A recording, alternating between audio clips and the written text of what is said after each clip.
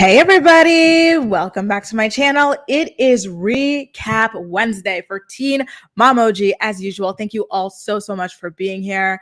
Thank you all of my lovely co-reporters and my premium co-reporters who are my channel members. It's a name I just thought of before I got on air. I was like, oh my God, they need a name. Premium co-reporters.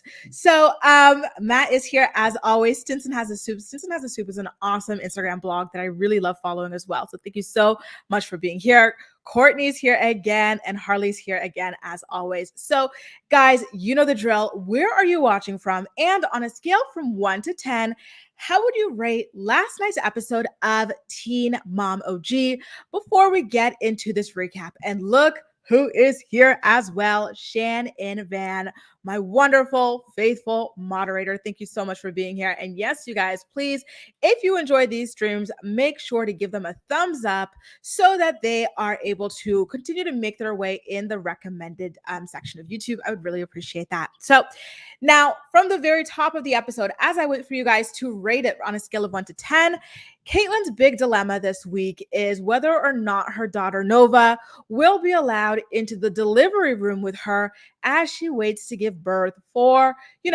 to she and Tyler's fourth daughter, nonetheless. Are any of you guys in the same situation as seeing all of your stuff come in? This is awesome, you guys. Love it. Are you guys in the same situation as Caitlin from Teen Mom OG or Kaylin from Teen Mom 2, where they only have kids from one particular sex? And what is that like? Did you hope for kids like from a mismatch of sexes, or are you happy with your one? Did you hope for all from an opposite? What is it like? Thank you guys so much. You guys are all so nice. These earrings are just from Shein, y'all. And this dress, I think it's from like H&M or something really basic. Wow, Canadians, Americans in here. This is awesome. Okay, so the ratings are low. Sometimes people ask me, they go, oh, Grace, why aren't you doing the 10-minute long recaps anymore? To do the 10-minute long recaps, you have to like have a lot of content, right? For you to like narrow it down and just make it like punchy and like fun and like, I almost wanted to say quirky, but that's not the word, but you know what I mean? Like zippy, like funny. But these episodes, look at the way you guys are rating them. So low. 5, I think, is the highest rating that I've seen. Most of them are in the 4s and 3s. They're not that interesting. So to me, the interesting part about recapping these is talking about them with you all live, So this is why I go live these days. It's so much better to just get you guys' perspectives about it in the flesh. So again, from the very beginning, this is Kale's thing. She's like, will my daughter Nova be able to be in the room with me while I give birth to our 4th child? And so I don't want to spoil it for you. Some of you guys in the chat did say that you weren't able to watch it. So we're going to find out as it plays out. So Caitlin decides that she's going to talk to Maisie to try to get some advice from her because she believes that Maisie had actually allowed for Bentley to be in the room with her when she gave birth to at least Maverick or Jade. So now Mackenzie, as you guys can tell from the title of this, Mackenzie has decided that she needs parenting classes. What do you guys think about that? I personally feel as though it is probably the most mature decision that one of the most mature decisions, I should say, that any of these teen mom girls have ever made on camera. I'm sure she was probably at least a little bit embarrassed or something like that, of the potential judgment of needing to admit that her kids don't listen to them, like they don't listen to her, they don't respect her, and she might need some help in that domain. It's not easy, but listen, the most important decisions, the decisions that you grow from the most are not easy ones to make. So I think that this was a very smart decision on her part. And I think that, I really respect it on her part. So I'm just seeing some of your comments roll in here about Caitlin allowing 6-year-old Nova into the delivery room with her. Shanae says that her husband is still traumatized from that experience. Juan says seeing Amber facing the music is good for her. Harley says that Nova is too young to be in that delivery room. Andrea says that her mom had all girls and she said that she doesn't mind that she had all girls, but she thinks girls are harder.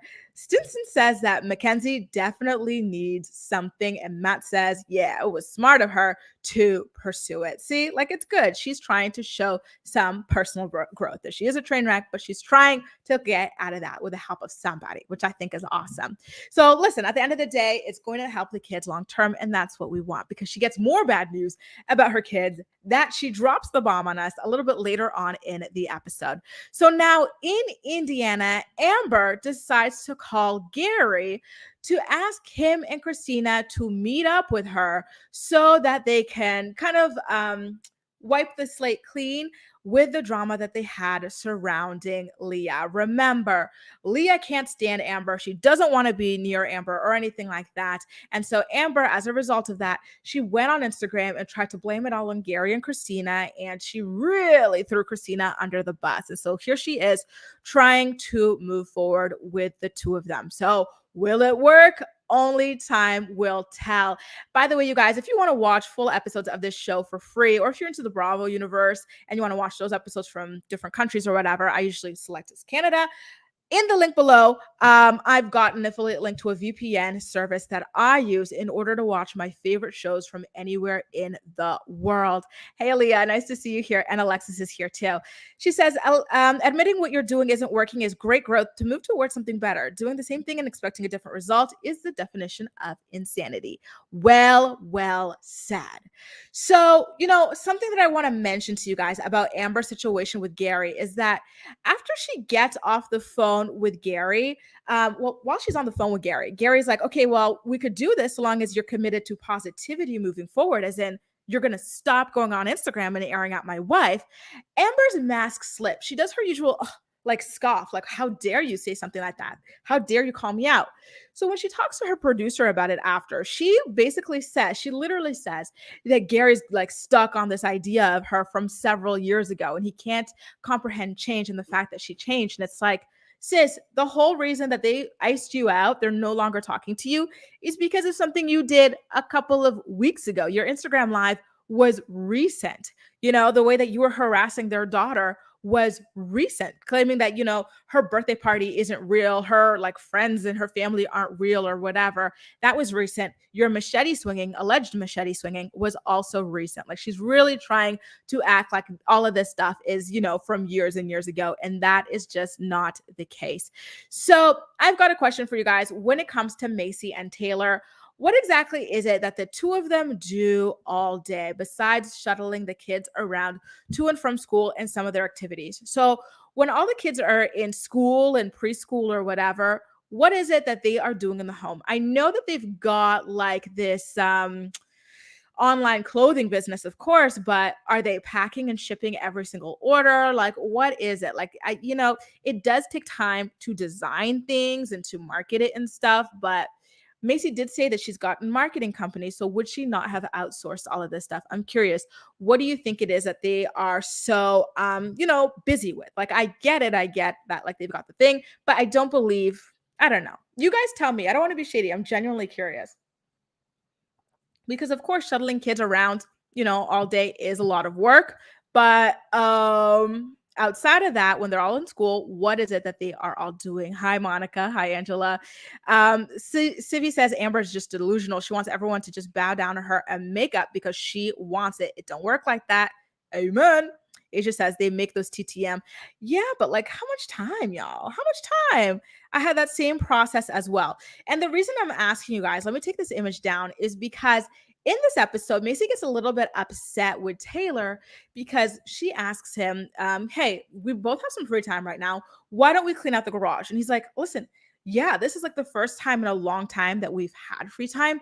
So I was hoping to just sit here and relax before I went off golfing. And, she was kind of upset about that. So I'm kind of curious about what it is that they're out there doing. So he doesn't want to do it. And Macy, of course, gets a little bit irritated. But she ultimately ends up inviting a friend to help her clean out that garage instead. Now, over in LA, one of you guys tricked me last week. One of y'all swore up and down that Zach's job was real estate. Remember, let me put up the image. When he asked Cheyenne's father for Cheyenne's hand in marriage, what happened? The man said, okay, but I just want to let you know you need like a career of some sort because I never know what to say when people ask me what it is that you do for work. And so Zach is here speaking with his father about how, like now that I'm about to marry Cheyenne, I probably do need to have a job and, to take care of her and my future family. But it's like, why wouldn't you just want to have a job for yourself as a man or a business that's running? You know what I mean? Like he claims to be this entrepreneur, but I'm not sure that it was really bringing in the dough there. But anyway, he ultimately ends up deciding that he wants to get into real estate, which is, pretty reasonable. I've got to say it's a good gig. But, it did leave me wondering what was his entrepreneurship thing and why is he so secretive about what it was that he was selling? And who has been paying the bills? And again, how did he afford that giant diamond ring without, a proper gig to speak of? I'm curious. So I kind of laughed, and I want to know if you guys laughed a little bit too when Cheyenne's friends, they came over and Cheyenne talks to them about how Zach is about to start taking some real estate classes. And, of course, the baby is on the way, and they ask, do you think he can balance it all? I'm like, really?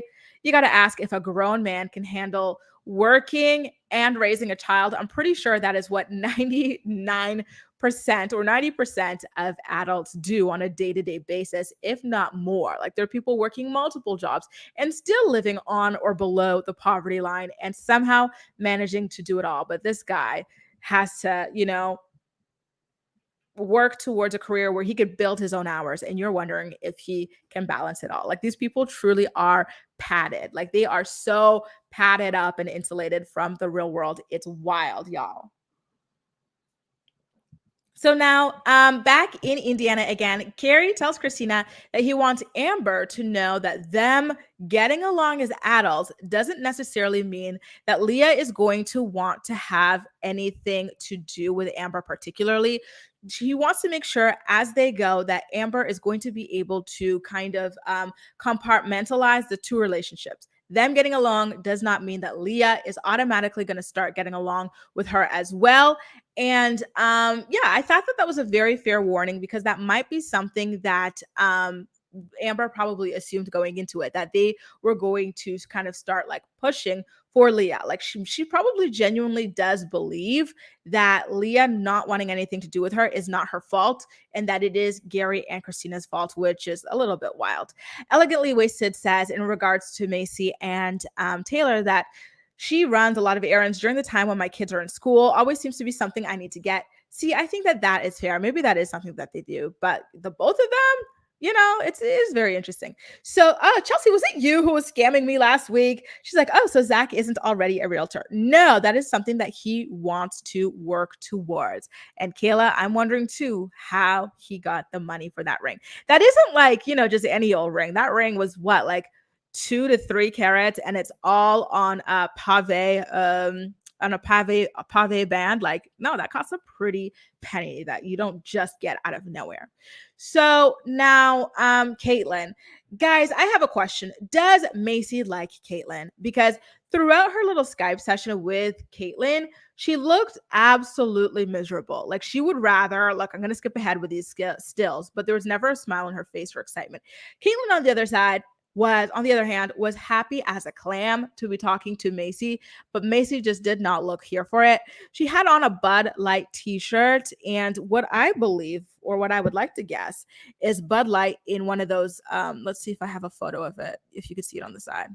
You can kind of see it like on the right-hand side of this image, that little black block. It was like a tumbler that she had that I assumed was filled with beer to get her through this conversation, but I digress. But yeah, like Caitlin Skypes her to start asking about Bentley's experience in the room and stuff. And it turns out that Bentley was in the room. He was 7 years old when Maverick was born. And the pediatrician heavily suggested that Macy and Taylor have someone there specifically for Bentley in case the birth proved to be too much for him, so that they could both experience the birth together as parents, and then Bentley would have someone like take him out of the room so that, he could be okay. Next, Caitlin asked Macy if she wanted to have any more kids, and Macy said that she was done with 3 kids. But I will say though that Caitlyn didn't actually ask Macy if she was going to have any more kids. She said, when are you going to have more? Which I thought was something that we were starting to kind of step away from, the assumption that people were like, just asking people in general when they were going to have kids, because you really never know what people are going through, right? You can go from being fertile to being infertile after having kids or something, like, and then we saw that Macy did have a miscarriage. Maybe that was something that traumatized them off of having more kids or something, like, yeah, like you really, yeah. So that was just something that kind of stuck out to me. But of course, it was innocent on Kate's part. Jen says Macy would rather get along with Amber than Kate. Weird, absolutely weird. But she just always seems like there's like the soul was sucked out of her somewhere. It was filmed, maybe even MTV paid for it. Macy gets less emotional once she got with Taylor, honestly. Ooh, wow, that would take a really deep rewatch to watch, to see the evolution of that. That's a very interesting conspiracy theory, or theory, sorry, I should say. But yes, you guys are seeing it, right? You guys are absolutely seeing it. I'm going to put up the 3 images again and you'll see. Not a single smile, nothing. Like, this is just how she looked like in that conversation with Caitlyn the entire time. And I was like, is everything going okay, Macy? I know she is dealing with PTSD and everything, but maybe that is what it is. Do you think that's what it is? Huh. We'll see. We'll see. Hopefully she's doing better after that accident that she was involved in. So now Macy's friend. Oh, by the way, did I tell you about the snip snip? Macy said that she and Taylor are done with 3 kids, and that she wanted Taylor to get snipped at this point, because that's it. He hasn't managed to convince her to have any more kids. So at this point, they want to just like have fun without worrying about any more pregnancies. So, Macy's friend comes over to the garage to help her organize the garage. But did you guys notice they never actually got up off their chairs and organized anything? They just read off of a notebook for one line. And then the friend's like, well, why am I here? I thought this was a man's job. And then Macy kind of talks about how irritated she is that Taylor is always making up an excuse as to why he doesn't want to help her clean out the garage. And she's like, listen, if this is the big worry, the big problem I have in my life, then I'm doing pretty damn good. Which I thought was a great way to look at things. And then after that, let me see what the screenshot is. These girls, they act like your uterus, your vagina, your everything just drops out of your body once you hit 30. Because she had a conversation with Macy about the Skype call she had with Kate. And she talked about how, he kind of needs to get snipped because he hadn't managed to convince her to have kids before the age of 30, another kid. And so she essentially is done. Listen, I get it if you don't want to have kids who are too far apart in age, but just this whole 30 thing, like having a kid after 30 is this crazy, like dangerous, huge taboo or something like that. Like it was a little bit, I don't know. They're always saying that. So it drives me nuts. To me, like just seeing them with all of these kids, it's like, I don't get it. Like, why the 30 thing? Like, you already have some kids. It's great, even if you want to space out a little bit to continue having, I don't know. What's Harley saying here? Grace dragging them on their chairs. My girl Grace is always steamrolling them with the facts. Did you notice it too, though? Like, they did not get up off those chairs for a single minute, my thing right now, as I'm pushing 30, the big worry I'm having right now is I'm trying to convince my boyfriend to move to Spain with me for at least a month or something like that for the winter. I want to move to Spain for the winter now that I'm trying to learn Spanish, and it's just right next door to us here. Like, that's my big worry. I'm not trying to pop out kids. Danielle says, I'm 39 and I just found out I'm pregnant. Terrified. Congrats, Danielle. And look at that. Pregnant at 39. That is amazing, like amazing. Congrats to you. I know you're terrified. I feel like anybody is terrified at any age, so don't even worry about that. But that is amazing. Do you feel like a teen mom, even though you're 39, about to have a kid? I feel like even if I got pregnant tomorrow, I'd still feel like a teen mom. What's going on? So you guys, listen, Amber, Gary, and Christina ultimately end up going to that restaurant together, and they have a pretty nice conversation. And, they kind of Amber kind of pushes basically for them to kind of just leave everything in the past, meaning everything that she's done in the past. And Gary kind of got a little bit of a dig in about her Twitter fingers, which I found to be a little bit funny because Amber goes, "Oh, I got a mouth." And he goes, "Oh, and you got them thumbs too." One thing about Gary that I feel like we kind of forgotten at this point is that he likes to poke at people. He really does, because even when Amber walked in, like he immediately poked with the whole, "Oh, an hour late," even though she wasn't an hour late. I feel like she's probably like 15 minutes late or something like that. But you know what I mean? Like, and then after the little Twitter fingers thing, and I think he did make another dig at her as well. So, like, yeah, that is one thing about him. I don't know if you guys watched the Being Gary special, but that was a huge issue that his mother had with him as well. Like, he would almost torment her. Like, he would keep on picking at her. Like, he's a hen peck. You know, like how sometimes hens will peck each other literally to death? That is Gary to me. So, I think it's worth mentioning. I don't know if you guys noticed that or not. But yeah, he definitely is like that. Elegantly Wasted says there are increased risks after 35. Want to avoid being that close, but 30 and 35 is such a huge gap. And then these risks are so much lower now than they were, years ago as well. So like, it's still okay. Yeah, but she's not even 30 yet. She's like 29. Thank you, Shan. They don't want to be 40. The beer and the beer. You cannot forget the beer. I get it when it comes to like the age gap between the kids, but the whole I want to have all these kids under 30 thing, I'm not a fan of. But everybody has their own different thing. It's just, I don't know, like the kind of connotation that they put on it is a little, to me, a little dated, but I digress. So in Florida, Mackenzie McKee's parenting teacher comes over now. So almost off the top, like Mackenzie gets disrespected left and right by her kids. She goes to pick them up at the bus stop with the parenting teacher, and Bronx, who's the big one? Gannon. He gives the teacher a dirty look, and then he just walks ahead of them. He doesn't even say hi. And then when they get home, he drops off his book bag and books it. Like he runs off, biking off somewhere. And so Mackenzie's looking for him. She's like, "Where did he go? Where did he go?" And like all the other kids are going crazy in the house. I felt so bad for her. It's like the kids like conspired together to embarrass the crap out of her when this parenting teacher came, and it really worked. And like pretty much off the top, Mackenzie tells the teacher, "Oh, like, by the way, like her teachers decided to spring this on me last minute in reference to Jaxie, but they're saying that she's not going to be ready for the second grade. They basically want to hold her back."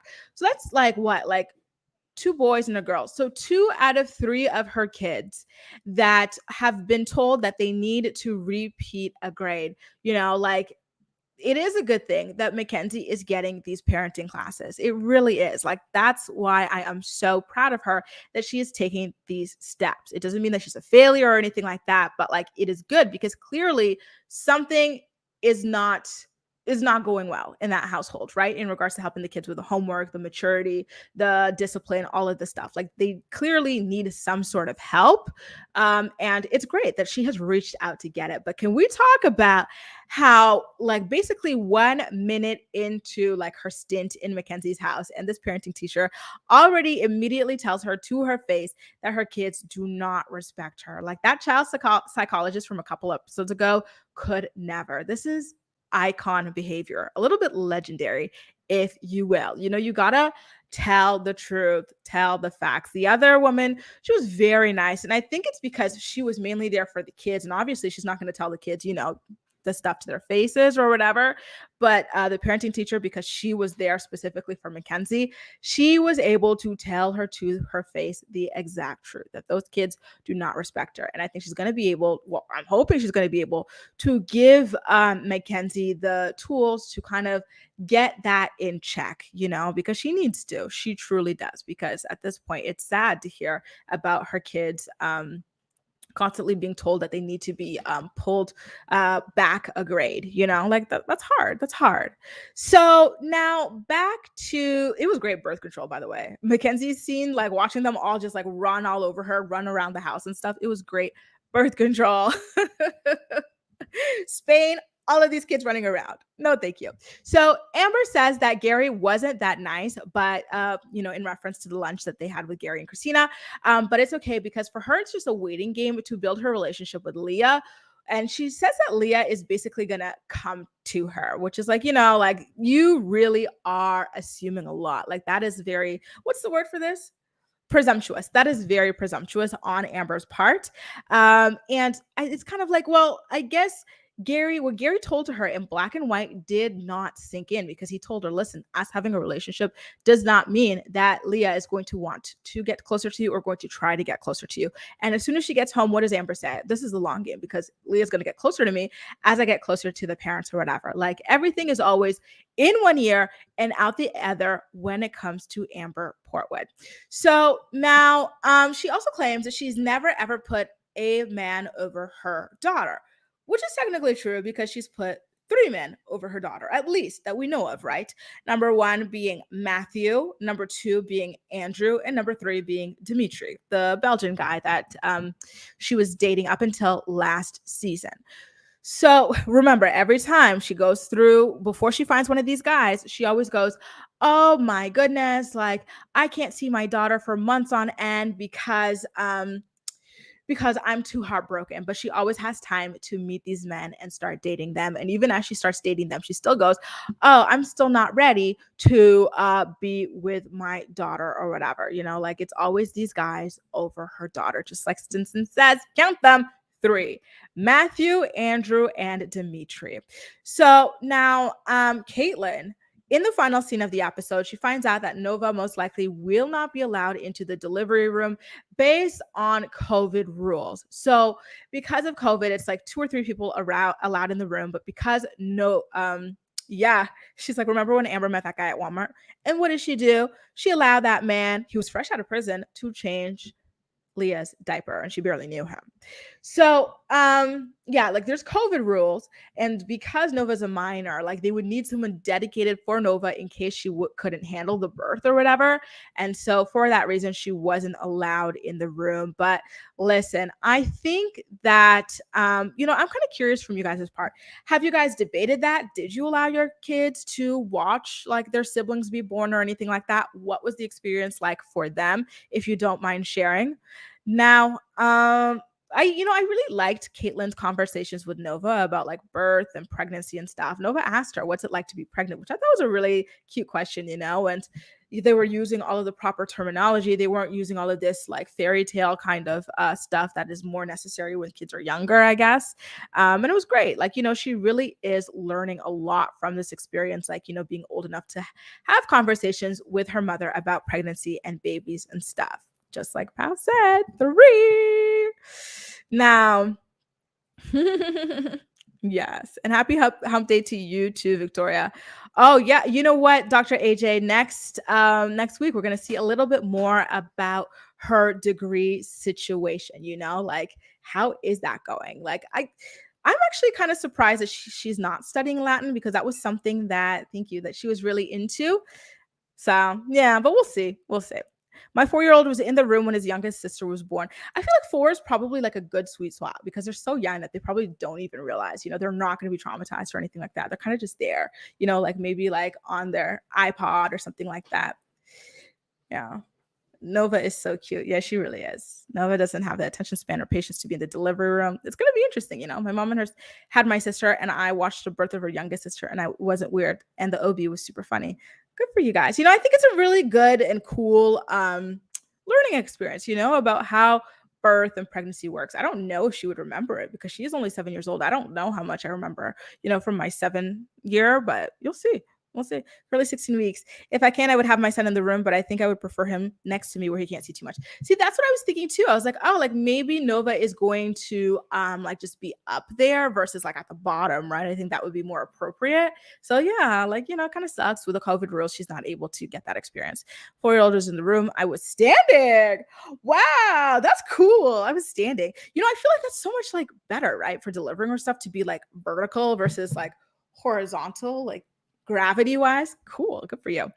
I'm glad I didn't have them in there. They were 5 and 7. My labor was rough, and I had to be rushed into a C-section with my youngest. Oh, I'm so sorry about your tough labor and delivery. That's another thing too. I think that maybe on the show and in general, people take for granted, people take for granted how lucky, you are to have like a problem-free, easy breezy delivery. There are a lot of cases when people have complications, or when, like Elegantly Wasted is saying here, people are rushed to have emergency C-sections, and like things can, go wrong, and that can be traumatic for a child to be around. I remember my sister, when she was going to give birth, she was really excited. She was like all about like, I want to ideally do it in a hospital, but like do it without epidural and stuff. And so she held out as long as she could, but she eventually had the epidural, but then things started getting wrong. And then like it went from bad to worse. And she wound up in the hospital for a really long time after the birth of her first baby because,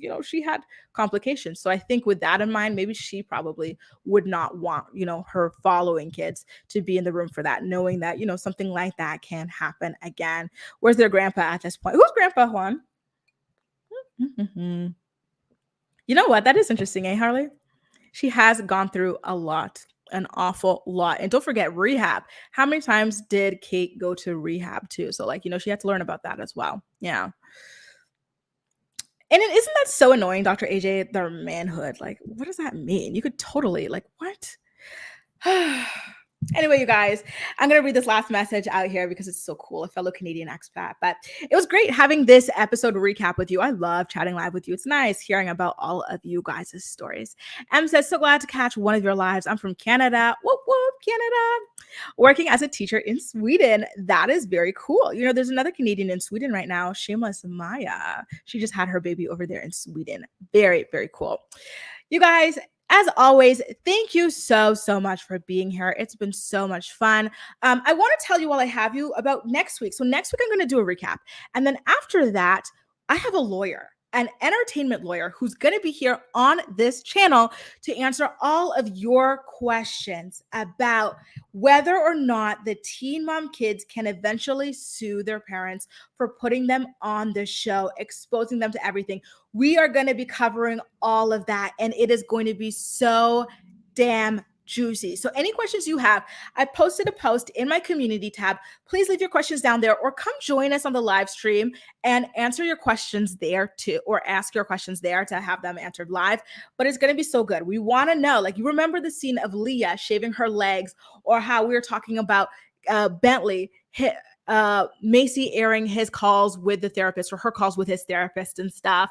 The kids getting these Instagram accounts made for them where the parents are posting clickbait, or they're making ads off of the kids and this and that. We are going to be talking about that next week with a lawyer, an entertainment lawyer, so that we know like from A to Z, the facts on it. So please make sure to be there for that episode. It is going to be so damn good. So damn good. Yeah, please make sure to be there. And I will see you again in next week's episode. Let me put my outro music on to wave you off. Bye, guys. See you again soon. And thanks.